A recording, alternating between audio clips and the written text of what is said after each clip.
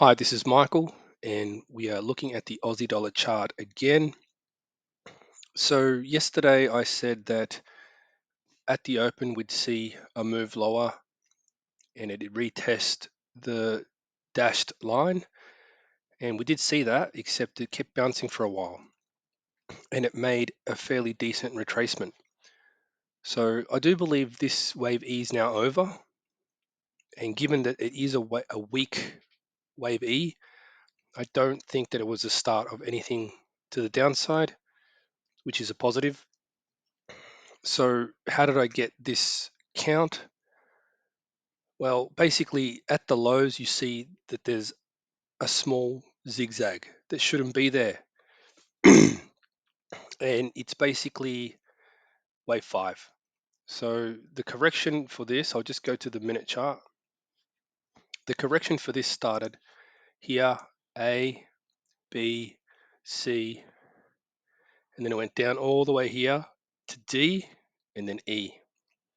And then we saw a mini zigzag. So that's all it took for me to sort of think, okay, if we break past this line, then chances are the wave E is done.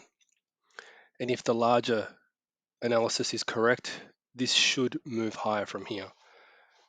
So in a way, it kind of confirms that wave two is done, but it doesn't. So I'm removing that because we haven't seen a break of the dashed line up above at 69 cents, sorry, 68,196 for this move that started yesterday. So once we see that confirmed, I can put a 2 there, and then we'll be in a third of a third wave to the upside. Now, I want to talk about a couple of levels here that have been difficult for this thing to break through. One of them is this line here. This is going back to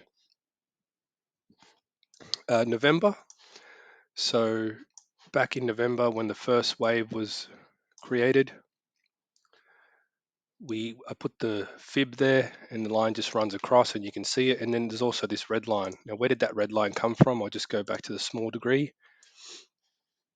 So at the open yesterday, there was a gap, and the gap there just seemed like it's important.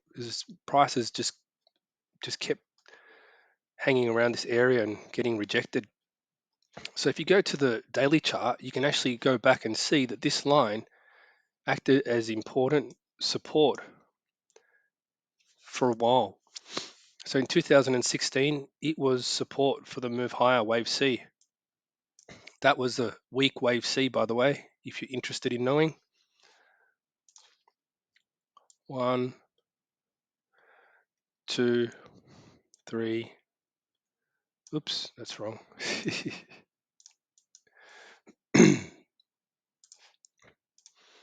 1, 2, 3, 4, 5, like that. And then keep going back further.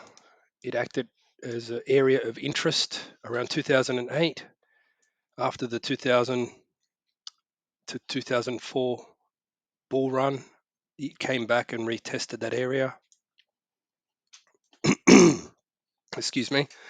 And then going back further, you can see how prices interacted with that, even back to the 80s when it came down and hit it. It interacted and then it just bounced off it.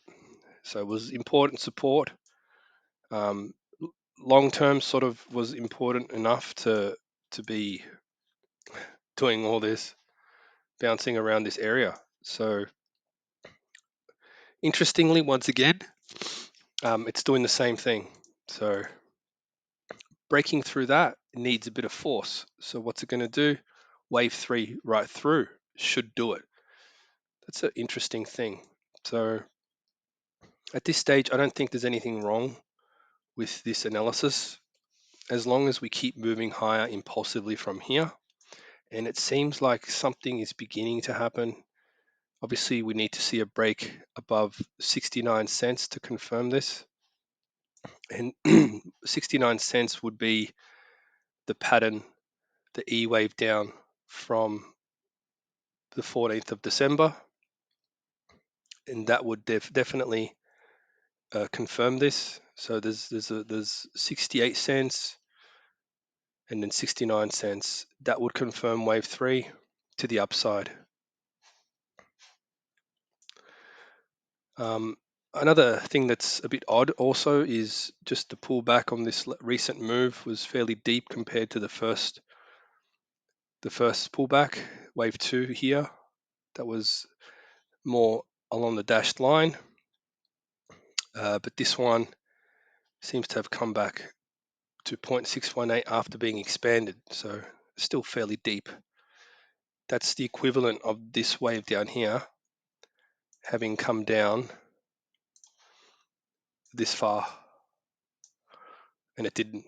So fair enough. I'm not going to really say much about that. If it's a third of a third wave, it should make up for it. So at the moment, you can see that it's definitely coming back pretty strong. So this should just be the beginning now of the move, wave 3. So if this doesn't move up impulsively from this point, then it's hard to say it's a wave 3 really, because wave 3s aren't weak. They move up fairly quickly. So we'll be keeping an eye on this one. But yeah, just interesting to note this pattern here and what it means and how it's subdivided. Wave 5 was pretty small. Reminds me of the week 5 wave move down in the euro in my recent examining the correlations chart, which I'll link below. A very similar week 5 wave move occurred during that time as well. Obviously, it was a different pattern, but it's still a 5 wave move, and it's still a type 1 week 5 wave move, regardless of what position the 5 wave move is in, whether it's a wave 1, a C, or an E. Right, so let's continue to observe this price action and see how far it goes, and I'll catch you on the next one.